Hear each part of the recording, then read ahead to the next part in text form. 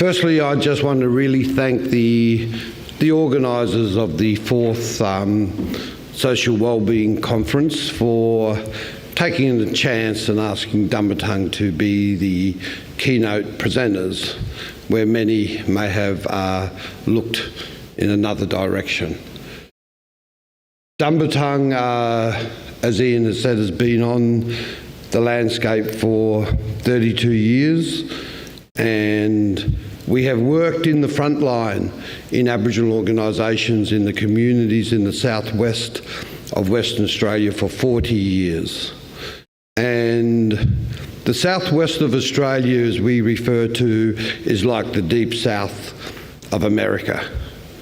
A lot of tragedies have happened in the southwest that go unnoted by most of Australia because we're pocketed down into a place that not many instrumentalities of media nor cameras take note of the travesties that are committed against and the brutalisation that's committed against our people.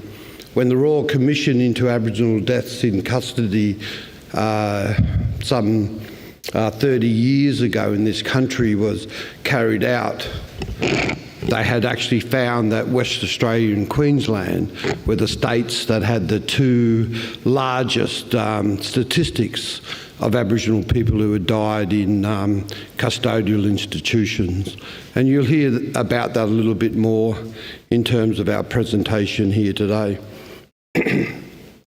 But I want to say also, last night here, I had an incredible experience of seeing some of my my sisters and Nuni's brothers that I haven't seen for a long time. And, you know, I was laying very sick in hospital one day, and this woman happened to come to my bedside, and, you know, there wasn't a grey hair on my head and there was one on hers, but she's up the back here today, and I want to just say how much of a pleasure and how it made my heart feel full of happiness to see you last night. It brought back some great memories. I want to talk now about a very important initiative of Dumbartung, and I want you to probably imagine more so than think.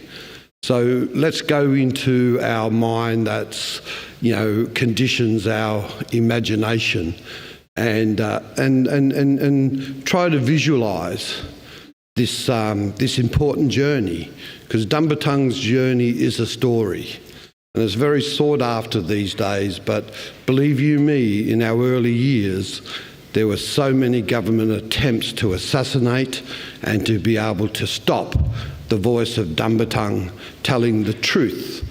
And I heard Ian say, and Liz, about the history and the understanding through the history. So firstly, we must know that there's two forms of history that depicts. There's the history of the victors, and that's the one that's in the cultural curriculums in this country. Then there's the history that's told by the vanquished.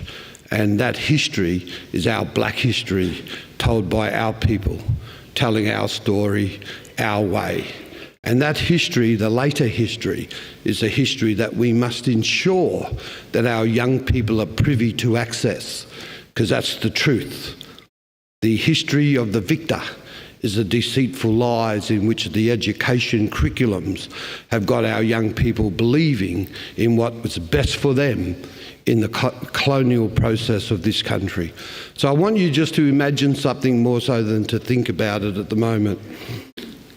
Some 32 years ago, I walked up an old staircase along a rickety veranda, quite dangerous. The floorboards were wooden, and it was an old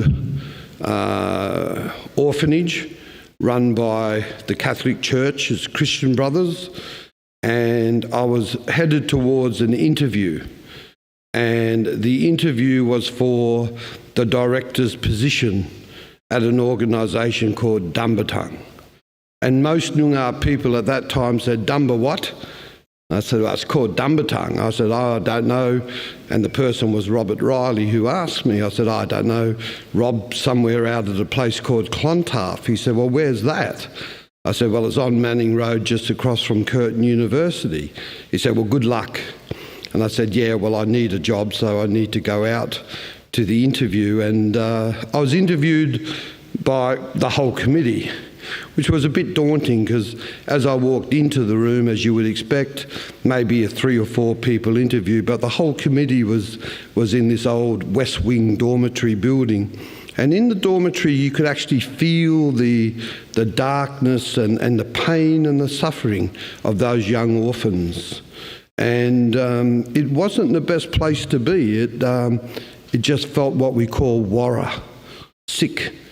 And of course it was, because, as you know, the Royal Commission into institutionalised sexual abuse in this country that's just concluded that brought George Pell into conviction and jailed had made mention of Clontarf many, many times in its process, and it declared it as one of the more severe institutions of where the child sexual abuse and neglect happened to the orphans of Malta, Ireland and Europe.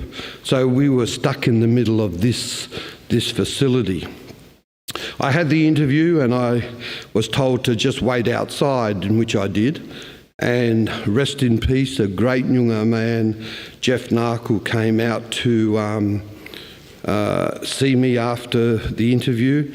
He said, Robert, we've interviewed, a number of people, but look, there's quite a few people in here who think that you're not the right person for the job. They said, you're connected with the Black Action Group, you're more sensitive, if you like, in your mind to working on political issues, and we need to keep our culture separate from politics. And I thought, well, how are you going to do that? Anyway, I had to take that, and I remember then he said to me, I said, well, look, Jeff, that's okay, I'll go along. He said, no, hang on. He said, however, the majority have voted that you get the job. And I said, well, okay. I had an offer to study multimedia at Murdoch University with a full scholarship, and that was in one pocket. And I thought, yeah, that's something I'd like to do. I was sort of interested in, creativity in terms of multimedia. And I said to him, well, look, Jeff, I'm in a bit of a dilemma. So I pulled out this old brown paper bag, and it was a brown paper bag. And on the brown paper bag, I'd just come back from a 12-month cultural training program in Melbourne and Queensland. And there was this, amongst the mob there, it was, I think, Grant Nelson, his name is. Anyway, the fellow who does the football shows on NITV, he was one of them, and there was a few others. There was this little TI fella too, Bermuda socks, Bermuda shorts, and a button shirt, and he said, Robert, don't go causing any trouble, with the course. Don't go to DEET and make the issues. Let's just get through this, get our certificates and go. But he couldn't help continuously showing me into his briefcase all these papers that he had, and how in the high courts of Australia he was going to fight for the native title for the islands in which he had come from. And I kept showing him this brown paper bag. And on the bag, of course, was the stage area, some marquees for artists, an area for our elders, Kids Corner, which was a major emphasis of linking our kids to their culture and customary cultural practice. There was a pictorial exhibition area. There were many areas, and centrally at the very centre of the festival, we had a burning tribute. And that tribute was a rock formation with a fire flame. And that was for all Aboriginal people who had died in custodial institutions across this country. So in opening the festival, the last words I spoke as I glimpsed that flame was, "May our campfires burn forever." And that has now become a maxim Australia-wide for our people. And the little fellow who had the Bermuda shorts and the socks, of course, was the great Eddie Mabo. So those years as they passed by became very important to me. As we built Kyana up as a corroboree, because we changed all the terminology from English to our culture. The city of Perth just didn't know what was happening. You know, they had given the go-ahead to what they thought was just a small gathering of Aboriginal people on the esplanade. And as was said again by Ian, over 25,000 people. And the second one in 93, 35,000 people attended from right across Australia. Huge bodies that existed in those years, like NAHO, the National Aboriginal and Islander Health Organisation, had structured their national conferences to happen at the same time that Kyana was being run. So there were people from right across Australia. And if you can imagine in those years, and this is where I really need you to imagine, in Perth, it was so controversial to put one Aboriginal flag in the ground. You would have police there. Our colours, red, black and yellow, were bashed out of our young people. And, you know, they saw our flag as a threat because our flag represented land rights. Then they pacified the flag, obviously, as years went by, and now it flies everywhere, top of all of the government buildings and, you know, Parliament House and shires, but it never did at one time. Dumbartung put in 300 flags and banners up St George's Terrace and across the causeway. So then they started to realise they had a problem.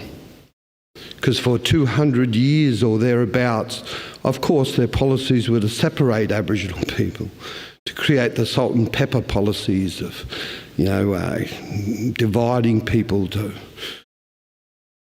We had what we called the last balloon release. You'll see it in a video shortly. And when they released the balloons, they were bouncing off the side of skyscrapers where Wodgila people were in the offices doing their work, and all of a sudden red, black and yellow balloons were bouncing off all the skyscrapers. So the statement was huge. And Dumbartung's Kyana gatherings are the biggest gatherings culturally in this country's living memory. There has just not been gatherings of its nature that has been established since. I remember, just before we get to the most important part of this beginning, as I went up the steps to open it, they then started to realise what was happening. So of course, the radio stations in Perth, particularly one called 6PR, who had an announcer called Howard Sattler, got onto the microphones and literally tried his best to tear Kyana down. He said it was a militant movement that had a radical nutter at its helm. And that was me. You know? As Jake the Musk says, I'm a lovable guy. But they tried their best to stop it. And they did.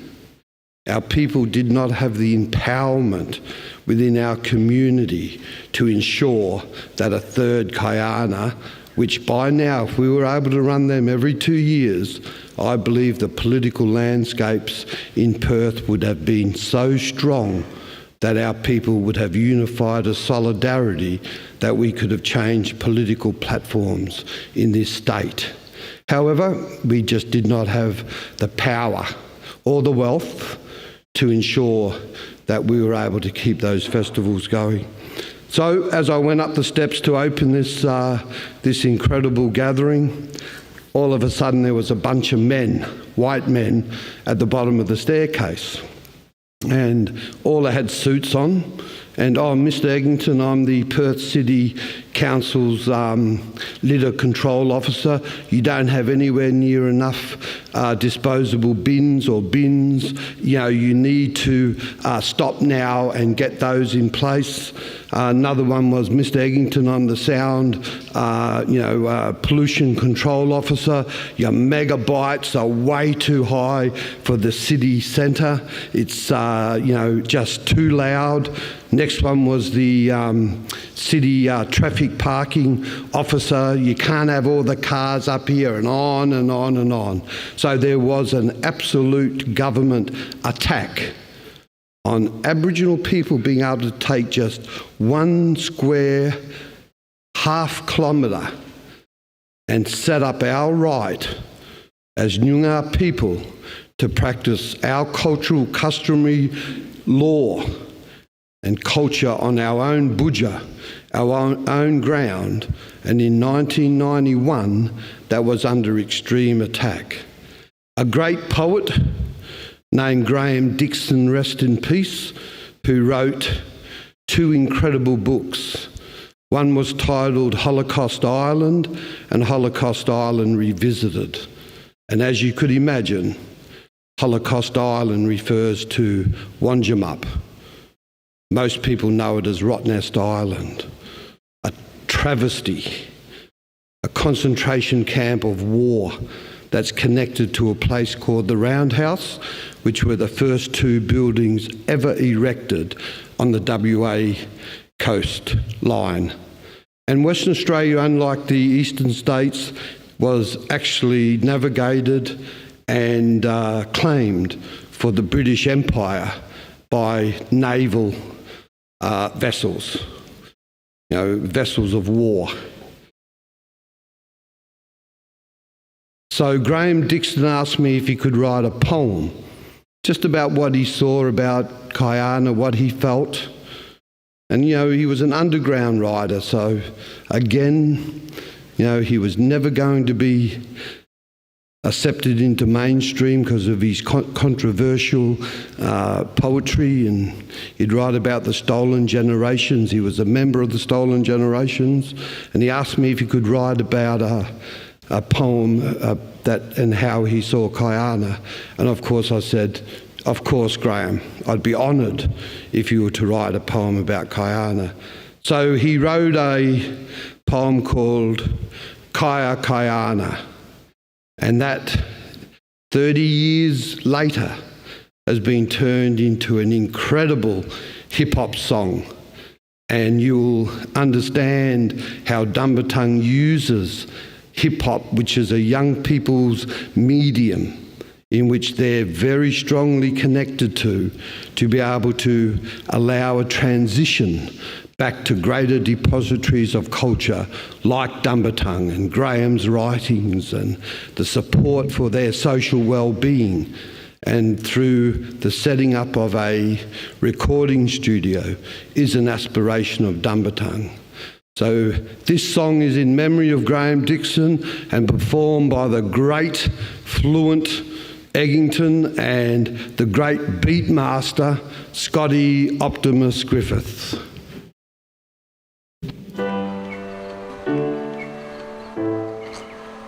Go back, Noongar people, to the values of before. Gain strength from your culture, the spiritual dreaming war. Seek shelter from the vulture of colonial oppressor's law. From the presence of Jagan's spirit, as Noongars unite once more. Check. We listen to the stories as the elders again explain how your culture flourished before the Europeans came. Find why it's important, your strength must never wane. For Noongars need the spiritual like dry land needs rain. See contemporary, traditional come together on stage. Guitars weep and drummers dumping in anguish rage. Hurt, fear, frustration, escape the poet's cage. While haunted digits echo deep from a forgotten age. Observe the women dancing, weaving a singer's song. History's mysteries from which your soul belongs. Forget urban landscapes, go back to where you were strong. Search for hidden answers from which your spirit longs. Hear rhythmic pack performance cause vast crowds to sway. Soulful mesmic lyrics put broken hearts on display. But words of hope and freedom offered a brand new day. As daylight kisses darkness, children laugh, dance, and Kyana beings to survive. Kyana from which Noongar strive. Kyana our culture on display. Kyana celebrating indigenous way. Kyana means to survive. Kyana from which Noongar strive. Kyana our culture on display. Kyana. Celebrating Indigenous way. Yeah, we bang through the worst, still we soldier on. Still the culture strong, peace to my brothers, still holding on, hold it on. Stay staunch when you're told you're wrong. Pretty mad if you roll along. We need more love for all of the brothers up in the forefront, showing us how we should pour love. It's all love. If you want more cars, then see the peeps. We speak in peace, but we need release. Believe in me, I seen the streets, but I know there's a better way for my brothers now. Keeping family bond strong and my cousins round, cause I'm proud that you a family man. You done a lot more than your family can, and that's the kind of stuff that will warm my heart. Noongar showing strength for unity when we're torn apart. All we need to really do is form a start. Knowledge is without fall apart. I saw the spark. Kyana, a means to survive. I want to get you to clap your hands now, alright guys? You know what I'm saying? Our culture on display. Celebrating Indigenous way. Kyana, a means to survive. Turn it up, sound man, come on. For which Noongar strive. That's better. Our culture on display. Celebrating Indigenous way. To the Noongs down south, straight holding it down, making a man proud when he kick it with crowd. To the Yamajis out north, they my brothers of course, keeping the culture strong and collect from the source. To the Wongas out mid, straight living up off the grid. I ain't been there in a minute, but I'll visit with kids. And to the Koreans out east, my brothers, you straight beats. It's time for us to speak, so come and sing it with me. Ayy, Kyana, means to survive. Kyana, for which Noongar strive. Kyana, our culture on display. Kyana, celebrating Indigenous way. Kyana, means to survive. Kyana, for which Noongar strive. Kyana, culture on display. Kyana, celebrating Indigenous way. Yeah, may our campfires burn forever.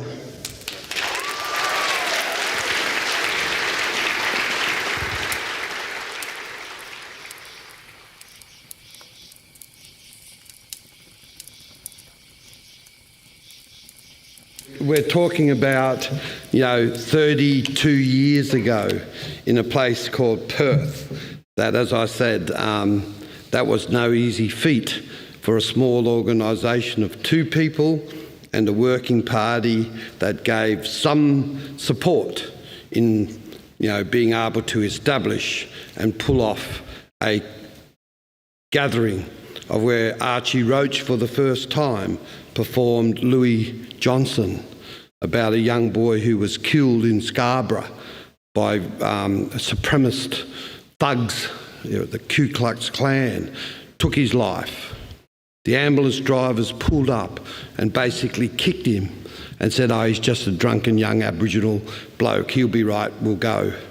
He died there on the spot through the brutality of the West Australian ambulances. I just want to call up Scott and Josh so you can give them a proper acknowledgement, a proper blackfella acknowledgement. So part of working in community with hip-hop, as we understand as professional hip-hop artists, is its engagement. The first thing I noticed volunteering when I was touring the country and was lucky enough to sign to a record label and have lots of experiences travelling, is how engaged young people were out in community by just setting up turntables or a microphone. So that was the first thing, is the fact that it has an immediate engagement. And then for facilitators, it gives us an opportunity to have a conversation about self-expression. So hip-hop for us is firstly about self-expression in a contemporary form. And that's what we're looking at now, is how can we make sure that our young people are able to express themselves in a meaningful way. And it might not come out through a conversation, it might not come out through talking with a counsellor or talking with elders. And we understand that hip-hop has about 6 times the amount of information than any other song on the earth. So it explores topics in deep and meaningful ways. And through the work we're doing in prisons and in community, we've been able to kick a lot of goals. One of the programs discovered was really, really successful has been working in prisons, and that's using what they call beat therapy, which is helping regulate. We know that childhood trauma is a huge precursor to a lot of young fellas going through the prison system and also acting out in many ways. And through beat production with hip hop, you can actually regulate. So this is through sub-bass tones and the repetition of a beat. I'm working with a colleague in the States. So he works with Latino and African American youth, and their situation mirrors exactly what we've got in Australia. Exactly. So we've discovered that not only the rhyming, which is narrative therapy, but the beats. So it's a two-prong attack and can be hugely impactful. In 3 years of running a prison class, we were able to reduce the recidivism rate amongst those individuals by 50%, the best in the country in a prison. And that's a huge... I think another really important thing about the hip hop and what we're trying to do alongside Uncle and at Dumbartung and Scotty as well, our brother, is that we want to bring in the young fellas through hip hop so that they can come and see places like Dumbartung and other organisations that are like that have that true strength and power and knowledge of our culture. And there's just so many things. If you look at hip hop and how we can help and strengthen our people, I just really cannot see how it can go wrong. You know, it's what all us young fellas find and listen to when we're sad. We find our way back to hip hop or music or some like art forms like that there, and that's the art form that a lot of us young mob are choosing these days. And I just think that if it's more accepted and if we try to drive that more, then I think it's only going to benefit all of us so much more. Well said. Just like to finally add, a part of this plan with Dumbartung of building a recording studio is so that we can get more young people to Dumbartung.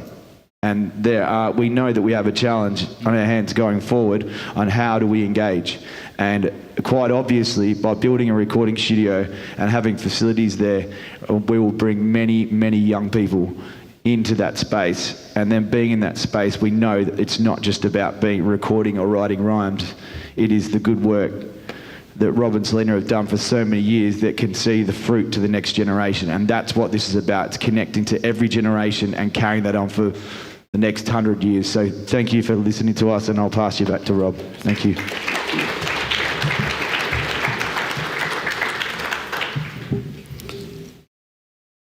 You do have us for a little while longer, so we'll get through this. But I just want to say that, yep, those comments make my heart feel warm and my resilience stronger, because I do know that both Scott and Josh have got an incredible connection with our young people, and we have to keep that connection real.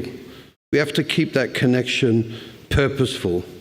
And most importantly, we've got to keep our young people interested in staying true to their old people's way of culture. Not this type of culture that many of our young people are exposed to today, that it's industrialised by government, that they take from our culture what they want to promote. And of course, a lot of the proper customary cultural practice is not part of that process of policy or funded as being so. So, what Josh and people like Josh and Scotty is doing, it's real. And I think it's helping those of our people most underprivileged in terms of, being in prison and coming from broken families and trauma and pain that so often lead to incarceration and so often should lead to mental health services, but don't. They end up here in jail. So I just want to say that the Dumbartung Aboriginal Corporation is as much about the other world as it is about this one. We believe we are guided in much of what we do by those of our children gone far too young and gone too soon. One of the hardest things in the southwest for our young children to do is just to keep alive. Our organisation has been through many challenging times during its 32-year history. It has been forced to maintain our services from an old Catholic church dormitory. The rooms and the buildings are in excess of 100 years old and barely habitable. We suffered major funding cutbacks to operating on a voluntary capacity to the brink of nearly closing down many times. During our journey, which has now become a sought-after story of endurance and survival, during these years we have been indignified by being talked down to by many racist, enraged, hypocritical bureaucrats until they got the confrontational conflict that they obviously wanted. Bound to the great tree of shadows, known to the orphans as the tree of death, as it grew stronger, many young orphans took their lives from its branches. It was planted during the orphanage's opening ceremony, and I've spent nearly half of my life in its shadows.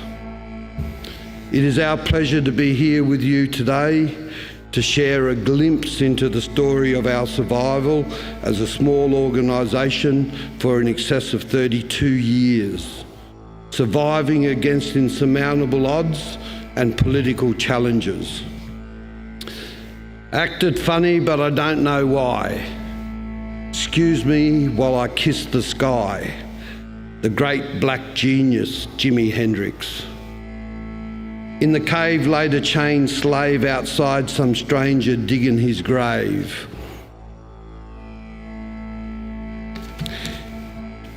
He signals the warriors to the yonga with the kangaroo strapped over their shoulder as the fire maker prepares the kill. The great storyteller, the Buddhist stands grounded in reality, written by my 13-year-old grandson. This one is for you, Bobo. Rest in peace, and know that on our stolen and forsaken grounds, we were prisoners from when we were born. When we talk about whom we are and our history, we need to ensure that the black is within the core of the subject matter and not on the peripheral fringes. That's where we need to place whiteness. I would like to give a tribute to the following: for those harmless, innocent and peaceful souls who have been dragged into dark, damp prisons, for those who have had their children stolen away, for those of us who are living in the hell and the despair of severe addiction, caught in the freeze and suffering the insanity of ice, for those in the despair of mental illness, to those of our young who are about to fly into the bliss from a reality of standing alone, unable to escape the irresistible restlessness that you are about to release. Look into the darkness towards the glittering campfires of our old people and know that we love you, and the weapons we made for you are strong for your journey. To those of our very young who are about to have their innocence shattered at the hands of monsters, may our campfires burn for you forever. We must look after the children from the impoverished and the oppressed. Blessed is the man who has daughter warriors. I am doubly blessed. My daughters were born onto the ground of Dumbartung, strong with cultural identity and spirituality. Whilst our communities plunge into darkness and chaos, there are many who know the ravishing of when your heart is torn and broken, bleeding and never-ending yearning that hurts from the suffering of pain that you must rise above, that others will never know of. Those of our people who suffer together have stronger connections than those who have never felt the pain of loss as your heart dies. That much more. When the words are heard, stay strong. Its echo unheard ricochets back. I don't need your pity. And what the hell do you know? For it's only those who truly understand until it happens to you, you don't know how it feels. Jungamina Bomiga, the smell of the white man is killing us, was the statement made by Yagan's mother as she witnessed the darkness of death fall all around our old people as they inhale the introduced viruses. The open killing fields where the blood of our great warriors soaked into our sacred land that was created by our spiritual being, the Wargle, provided the necessity of life, the nummer holes of fresh water, where our women would have from the beginning of time taken the water to refresh and hydrate the bodies of their babies, without ever fearing the trust of the spiritual creation, of the access to this very need of life. As this water entered their mouths and began to burn into their intestines, respiratory failure and brain death came before they could even leave the sacred waterhole. Australia has a black history was defined in a statement that was promoted during NAIDOC Week in the 1980s. As well, this year's theme, truth-telling, both are significant statements that focus on the issue of the truth and the voice of who tells the colonial history of Australia. It is imperative that our young people and our future generations are able to access the knowledge of history through a black lens. Our people must have a human right to tell our story our way. This is a global academic crisis that the victor's deceitful truths are the vanquished subjugated lies. The history wars are a very real threat to the future generations of a clear understanding and knowing of how this country was forcibly occupied by the British Empire. The realism and the truth has an incredible impact on the social well-being of our people. It enables the truth to allow a freedom of how this country is interpreted and gives evidence to the circumstance that transition from traditional to contemporary times and how that has affected and changed our old people's cultural ways, which were directly interrelated to the land through customary cultural practice. This was the political difference between land rights and native title, which now pacifies our minds to accepting policies and decisions that enforce our relationship with our land on economic interests. This then makes our spiritual relationship with our land become like a stranger. The shameful degrees of incarceration of Aboriginal people into penal systems and lockups across this country are a continued warfare against our people.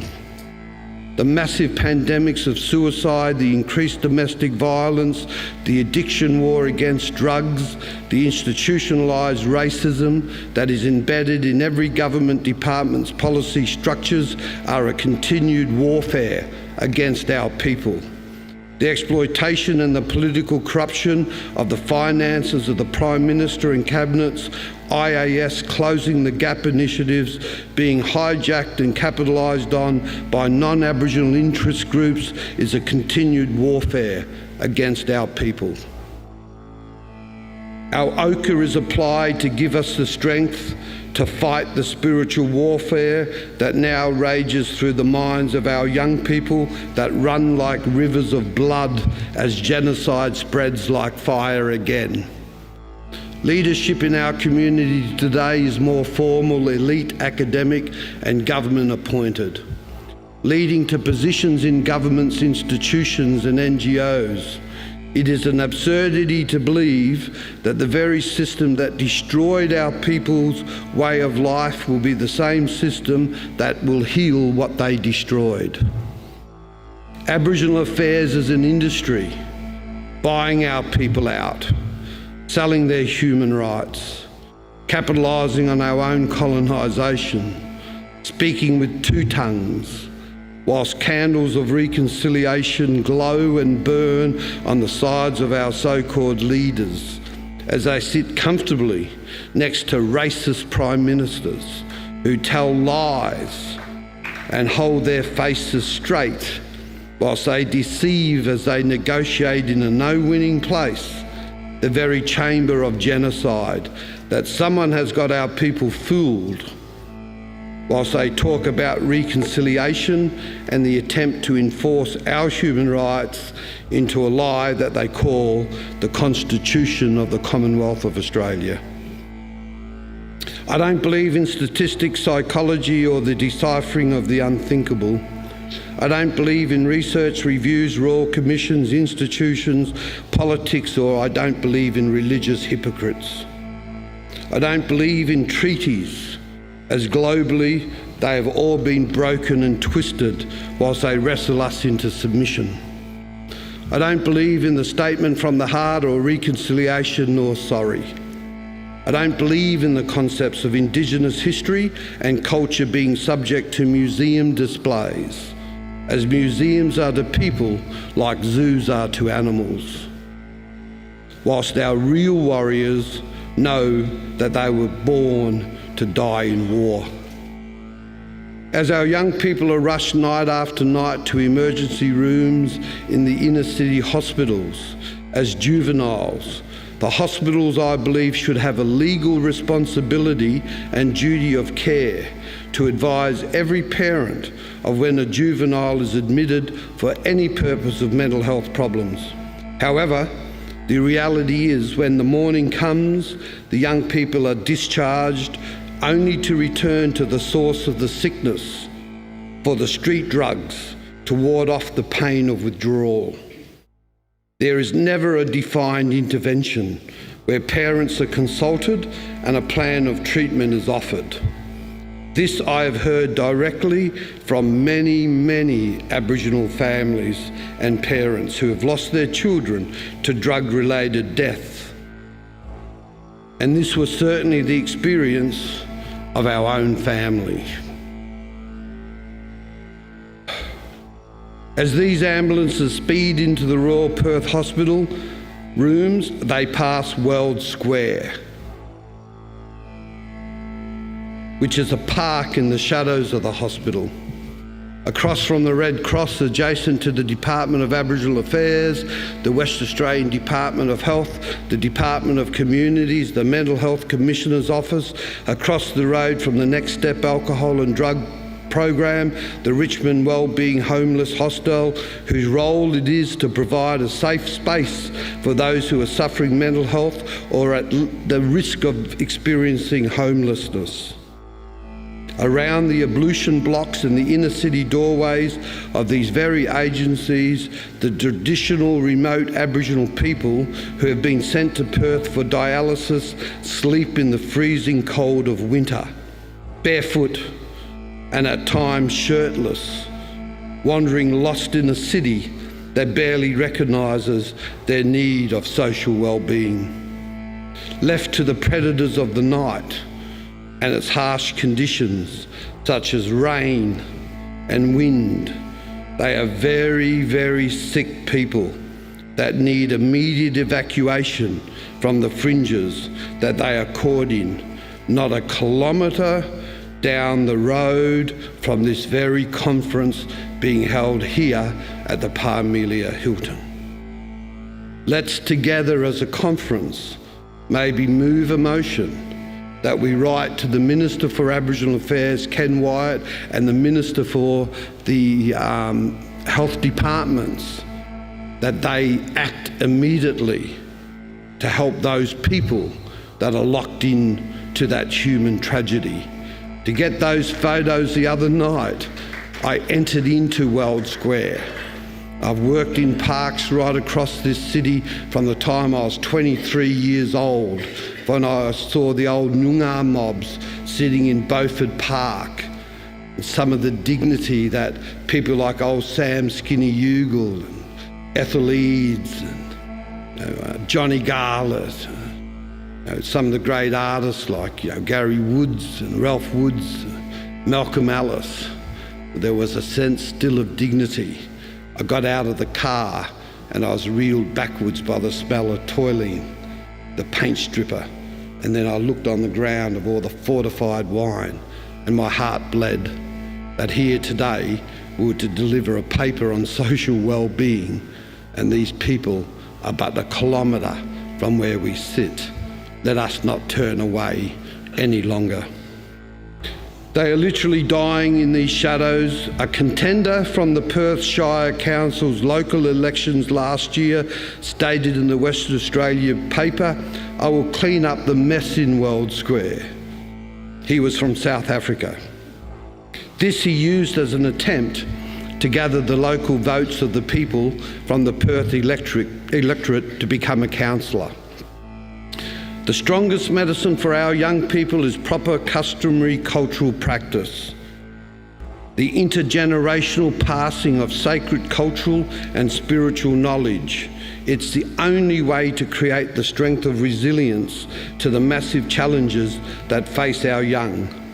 We need to unite our solidarity around the power of fire that will eventually light the darkness for our people to merge into where the spiritual world of our ancestors will cleanse the assimilative poisons of the white man's world, so we can again become strong as one, believing that it is us and only us that can heal the ruptures of our broken spiritual dreams and laws, and connect with the ways of our old people's beliefs and stay true to what we were born to be.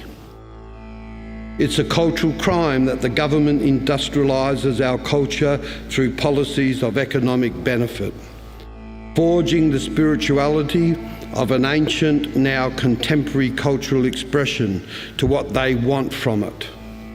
A passive, non-offensive experience, profiting from turning traditional dance into auditorium theatrics for entertainment, whilst our great spiritual stories go under the world's auction houses and sold at the hammer's loudest bid.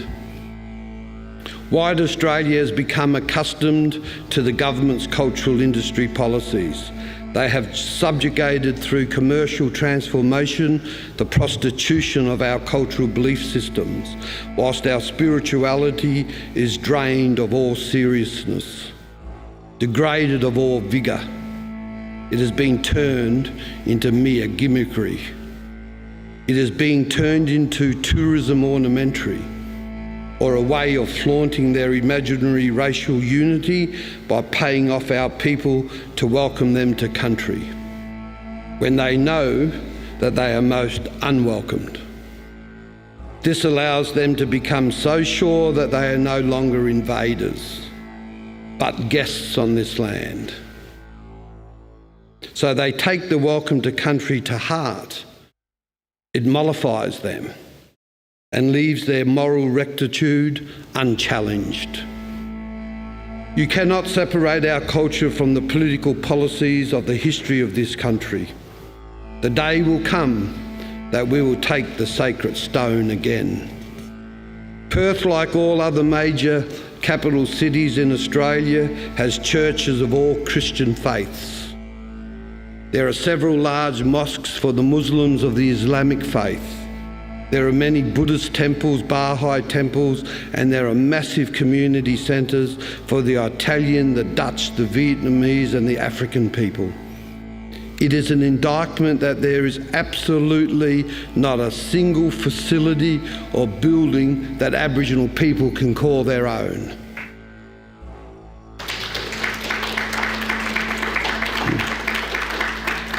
When the first bayonets carved into ripping the bodies of our old people apart and the fire of the muskets dropped our warriors to the blood of the ground, I wonder if they thought about the Australian Constitution. When the water holes were poisoned and our women were raped and brutalised, I wonder if they thought about the Australian Constitution. When the Native Welfare Act allowed the empowerment of legislation to forcibly remove our children from the loving breasts and the arms of their mothers against the might of their fathers, I wonder if they thought about the Australian Constitution. As the Government of Australia announced a Royal Commission into Aboriginal deaths in custody, I wonder if the families thought about the Australian Constitution. As we now suffer the highest incarceration, suicide, domestic violence issues, mental health problems, drug-induced psychosis, after we have been dispossessed from our land, religion, our families, our ancient laws, torn apart from our emotional capacities of love, compassion, as ingrained trauma from the stolen generations pass through our lives, tearing our families apart. Why is it that many of our people are now thinking about the documents of the law of this nation and are pursuing to be included into the Australian Constitution? This we must ask. Is this what our future generations would really want us to pursue? To become inclusive into the very documents of the laws of the forced occupation. The stolen generations equate to human trafficking. The kidnapping and the forced labour for flour, sugar and tea equates to slavery. The Australian government should be taken to the international courts for war crimes committed against our people from across every nation in this country. From Dumbartung's newly voiced narration titled Massacre Grounds, I recite the opening and the closing verse of tribute. The shadow of the Union Jack falls over the land at dawn, as the bayonets are drawn and slashed into the backs and across the skulls, lacerating the bodies of babies just born. Our women and children were hit the hardest at the hand of Governor Sterling, as our great warriors hear the last screams of their daughters, as the sun glittered from his medals of war, sparkling from the barrel of a gun, as blood poured into shallow sand on the riverbank of Pinjarra in 1894. I give the following recognition to the great warriors: Yagan, the Wajak warrior; Jundamurra, the Bunabu warrior; Pamaway, the Bidjigal warrior; Crazy Horse and Sitting Bull, the Lakota warriors; Geronimo, the Apache warrior; Shaka, the Zulu warrior; Alawalapa, the Inca warrior; Montezuma, the Aztec warrior; Hongihika, the Maori warrior. And for all those warriors and their descendants, may our campfires burn forever.